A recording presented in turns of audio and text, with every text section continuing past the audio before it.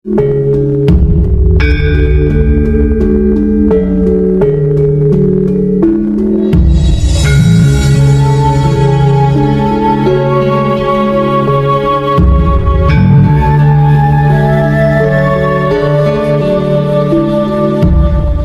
kembali kepada kosmogoni lagi. Ini pengertiannya. Jadi setelah kita ribuan tahun ya konsentrasi kepada alam, lantas berubah dengan lahirnya humanisme, Aufklärung, Renaissance, itu Aufklärung. Ya, itu kepada nilai-nilai kemanusiaan. Ternyata kebablasan. Demi kemanusiaan alam dikorbankan, sehingga timbul goro-goro seperti ini. Baik itu berbentuk bencana alam, berbentuk virus. Enggak. Sebentar Mbak, sedikit saya bertanya gitu ya. Iya. Apakah kemudian potensi bencana alam di masa atau di tempo yang dulu itu intensitasnya berbeda dengan hari ini, dengan masa kini? Intensitas atau fluktuasi terjadinya bencana alam itu apakah memang berbeda intensitasnya antara dulu dengan sekarang? Memang sejak kita ini tidak lagi berkiblat kepada kelestarian alam, kosmogoni tadi dengan dalih demi kemanusiaan, ya.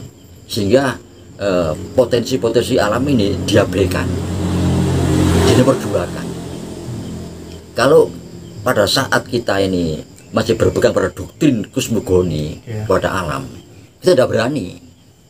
Misalnya tanah terasiring, ya tetap terasiring, nggak boleh dirubah. Kalau berdasarkan sejarah, berarti kan intensitas bencana yang terjadi akhir-akhir ini di era saat ini itu lebih sering dibandingkan dengan masa lalu, itu maksudnya?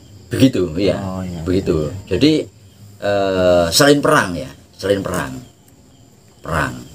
nah, pada saat dulu orang perang ini tidak berpikir tentang tentang alam, tidak sampai mengganggu alam. Bencana itu berbentuk perang. Nah, sekarang ini yang terjadi goro-goro ini berupa alam. Virus itu alam, muncul dari alam, karena tidak keseimbangan kehidupan manusia dengan alam, kurang serasi, dari keserasian, sehingga muncul bencana alam. Nah, jadi manusia kan tidak sampai jauh berpikir kenapa bencana alam terjadi, apa hubungan resonansinya dengan manusia, bencana alam ini. Ya, bagaimanapun juga kerusakan mental manusia, kerusakan jiwa manusia akan mengganggu akan mengganggu alam. Kenapa kok berpengaruh, Mbak? Karena kita ini bahan kita dari alam. Kita ini mikronya, alam itu makronya. Iya. Alam itu makronya, kita di bagian dari alam. Semakin banyak pribadi kemanusiaan yang rusak, alam juga akan merespon. Akan rusak, iya. Pasti. Pasti. Karena ada resonansi, ada hubungan langsung. Ada hubungan langsung. Jadi tidak mungkin tidak berpengaruh. Karena kita ini bagian dari alam, anak kandung alam itu sendiri. Dan cuma kita ini punya akal kan ya. Sedangkan batu besar, pohon besar, laut, gunung kan tidak punya akal. Yang punya akal kan kita. Sehingga kita bisa berbuat apa saja.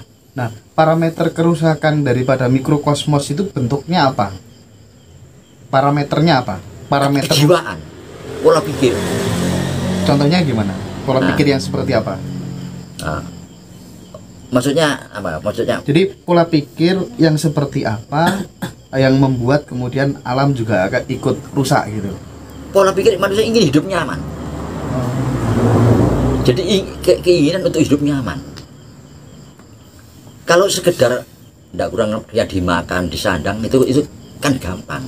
Artinya serakah. Serakah, iya. Ingin demi kenyamanan, maka dibuatlah apa saja. Oh, gitu. Walaupun itu merusak alam. Misalnya menggali tambang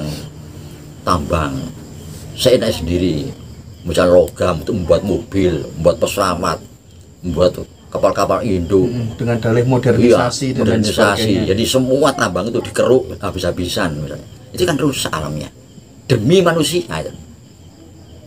Jadi bukan demi yang lain, bukan buat peralatan perang. Gitu. Itu demi kemanusiaan alasannya itu. Tapi tidak disadari bahwa alam akan rusak. Lah berapa unsur alam yang telah digali, dimanfaatkan oleh manusia tanpa mempertimbangkan apa alam ini tidak rusak. Kekuatan alam ini, bumi ini menjadi lemah kan, karena pola manusia ini untuk mencapai kemakmuran, mencapai kesejahteraan, mencapai kenyamanan. Itu yang dimaksud dengan tidak terpisahnya antara alam dengan manusia.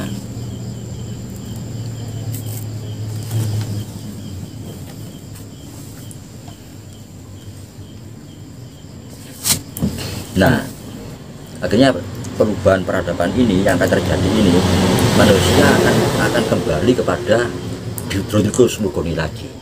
Ini perubahan peradaban. Pasti sudah itu akan kembali kepada doktrin kosmogoni lagi. Berarti akan memuja alam lagi. Iya, akan memuja alam lagi. Tapi sudah terlanjur rusak begini bagaimana? Ya bisa, tetap bisa, tetap bisa ya. Karena kalau tidak hancur bumi ini, hancur bisa meledak semua gunung mau apa. Nah, sekarang apa ya, unsur logam aja lah yang sudah diambil dari dalam bumi itu untuk kepentingan manusia. Wah, barang-barang dari logam itu sudah berapa juta ton. Coba, apa kekuatan itu yang ada di bumi, apa kekuatan sudah melemah?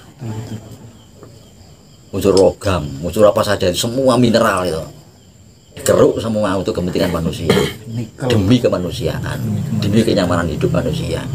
Tapi tidak dipikirkan bahwa alam ini lemah menjadinya. Itu dari pikiran seperti itu.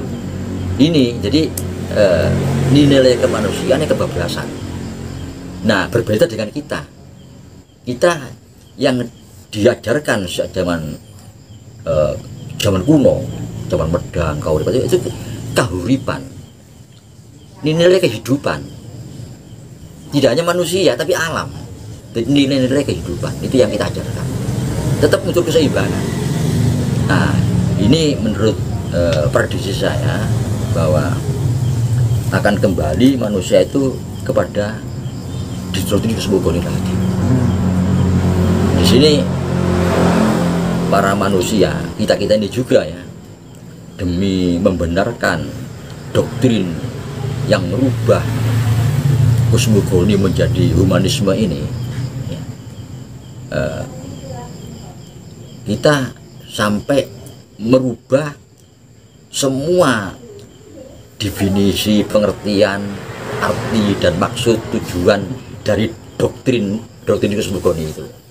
Contoh menyembah tadi, padahal sebetulnya pengertian menembah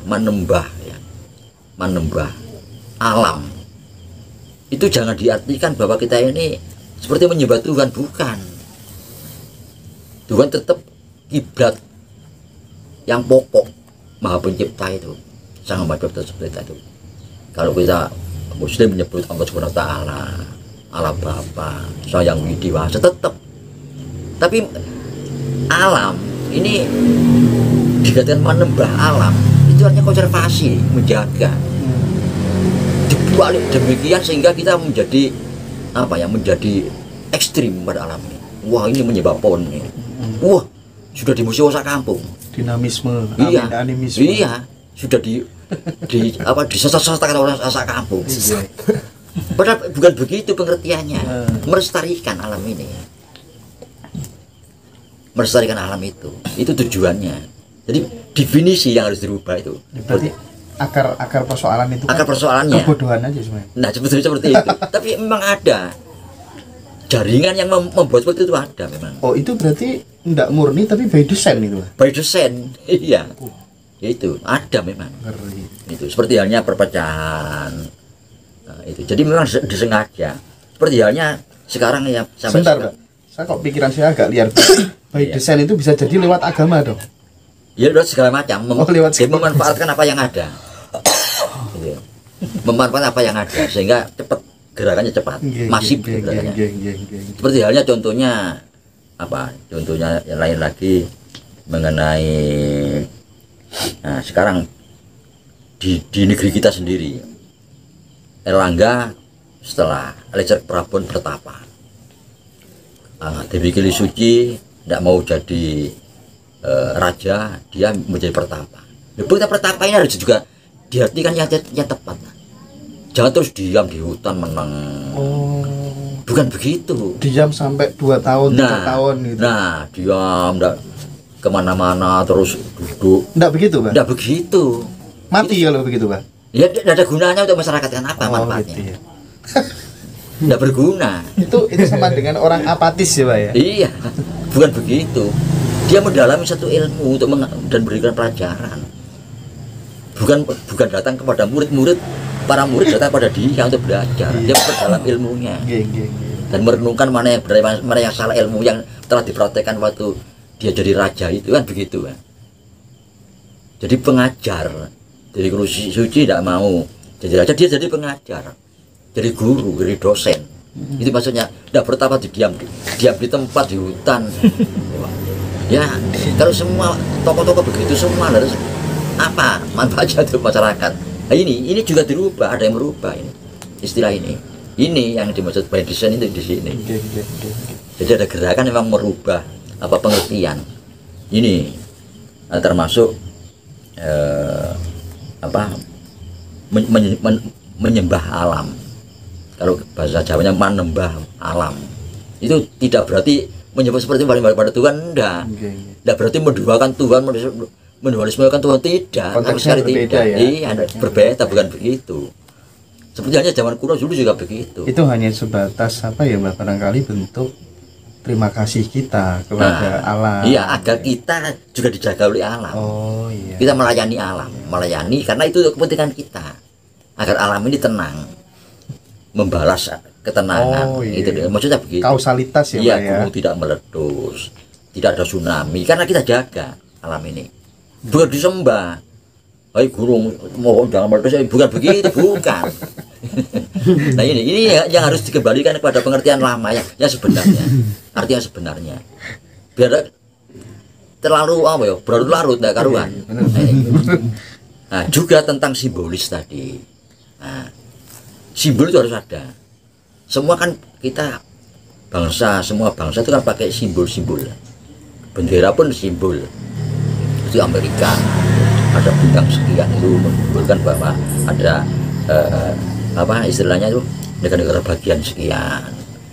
Terus di Inggris ada simbolnya singa, maksudnya apa? Ada Garuda, itu kan begitu kan. Kita pakai simbol Bhinneka Tunggal Ika, Garuda, itu kan simbol yang punya arti dan makna yang harus kita lakukan. Kan itu maksudnya. Nah ini penting. Nah ini kalau sampai nanti